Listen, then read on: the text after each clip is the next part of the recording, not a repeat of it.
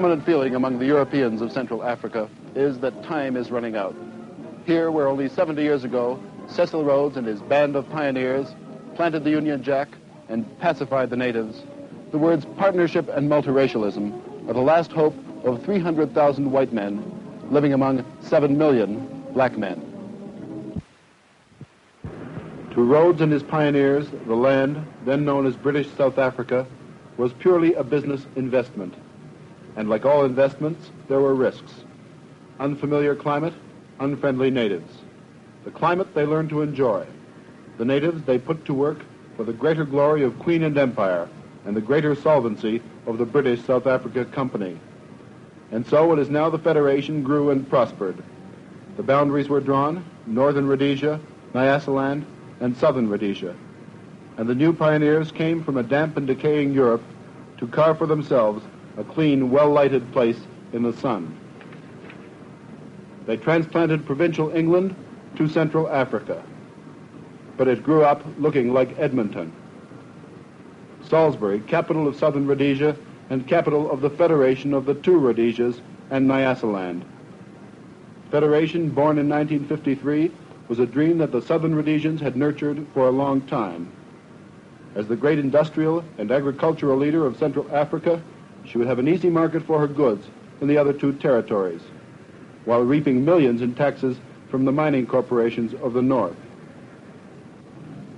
That was the dream, and for the moment anyway, it's a reality. Very few reckoned African nationalism to be a serious thing. Round the bowling green of the sports club, the damn natives were simply being restless.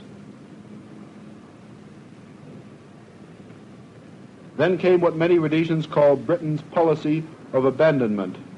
A series of independent African states changed the map of Africa from imperial pink to independence green. In Southern Rhodesia, white men were talking of reforms that a few years before would have got them chucked out of the club. And two new words entered the vocabulary of the European Rhodesian: multiracialism and partnership. But was it too late? Robert Mugabe of the Zimbabwe African People's Union. Well, we are totally opposed to the concept of multiracialism because it assumes in the first instance that the people have got to be arranged in compartments based on color. You have Europeans in one compartment, Asians and coloreds in two other compartments, and the Africans in another compartment.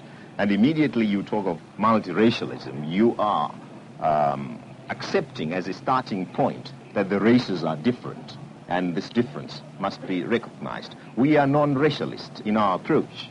That is, we regard as an individual as an individual, and that everybody must be accorded his full political rights, whether he be white or black, educated or uneducated, rich or poor. And this is exactly why we are at the moment struggling to earn for our people one man, one vote. Partnership and multiracialism were first mentioned in 1953. Desegregation of Salisbury's first bar took place 3 months ago. It's not quite apartheid, but the races are separated by legislation. This is Harare African Township, and if you are an African, you live in a township, unless you're a houseboy and have your own private hut at the bottom of somebody's garden. The government says the basis of true partnership is education. So far, not a single school in Southern Rhodesia, in the entire Federation, has been integrated. And the government says officially that there's no prospect of it in the immediate future. African education remains a hodgepodge of mission schools and government schools with incredibly low standards. An African can teach in one of his own primary schools with a grade 8 certificate. The number of Africans who pass their high school entrance exam is low. Yet in African high schools, there's desk space for only 1 out of every 16 children who reach high school level. But more and more schools are being built, teachers trained, housing improved, but all within the African townships.